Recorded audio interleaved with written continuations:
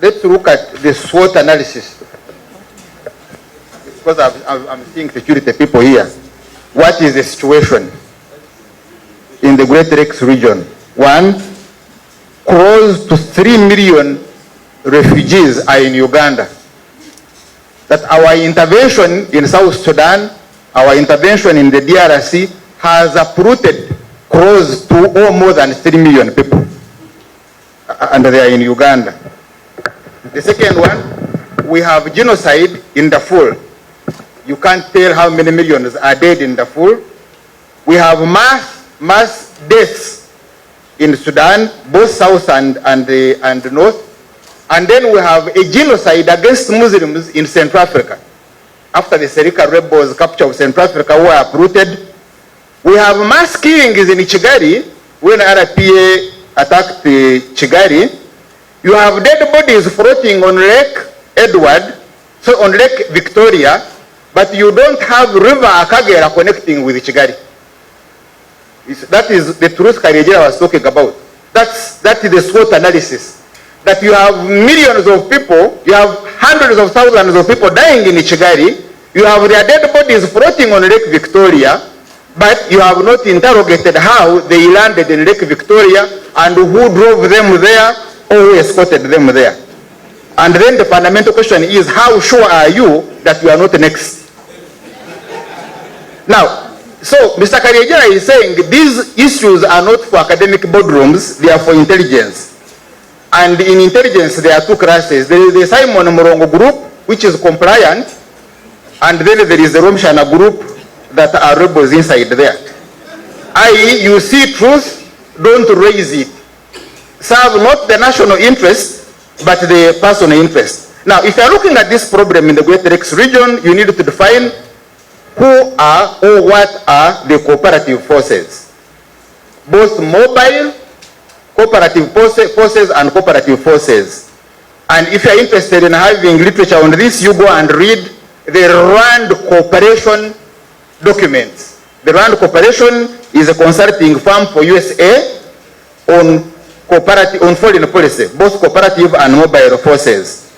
So you have Israel as a cooperative force, you have Jordan as a cooperative force, now you have Turkey recently, which has assisted in destroying Syria and expanding Russia from Syria, also as a cooperative force. Then the second one is the definition of the axis of evil. So you have Iran, Iraq, Syria, North Korea, Libya, Sudan. These are defined by evil. Who defines them as evil and therefore who defines them as righteous or holy?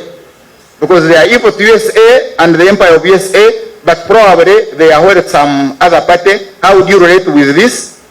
Now, then you have the NRA, the SPLA, Ethiopia, and apartheid South Africa as cooperative forces against al-Bashir or the Sudan, what they call the Islamic fundamentalism. You need to study that. You study CIA operations and Mr. Museveni's operations against al-Turabi, Bashir, and Gaddafi. But in the question of Sudan, Gaddafi, Bashir agreed to dispose of al-Turabi.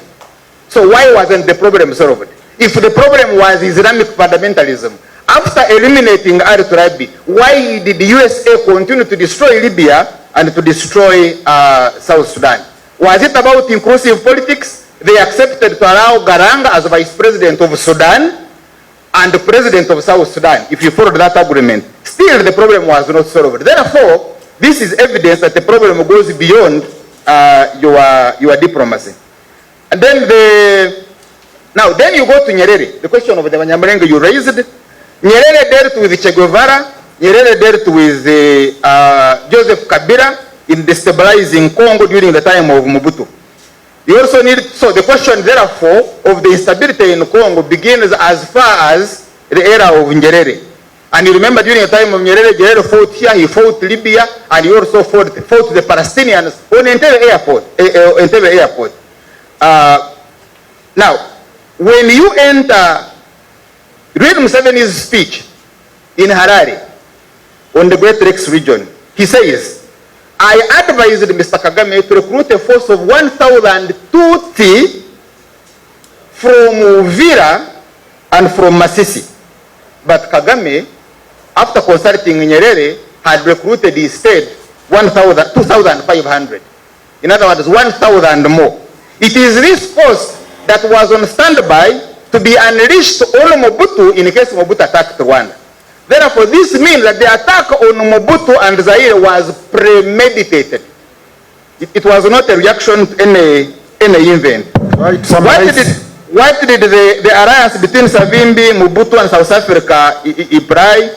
Now, then you have the Sahel states, and you have a lot of military technology proliferation in the Sahel states, which has now changed the military balance in the Greater Lakes region, because as we speak right now, insurgents have got modern weaponry, including drones.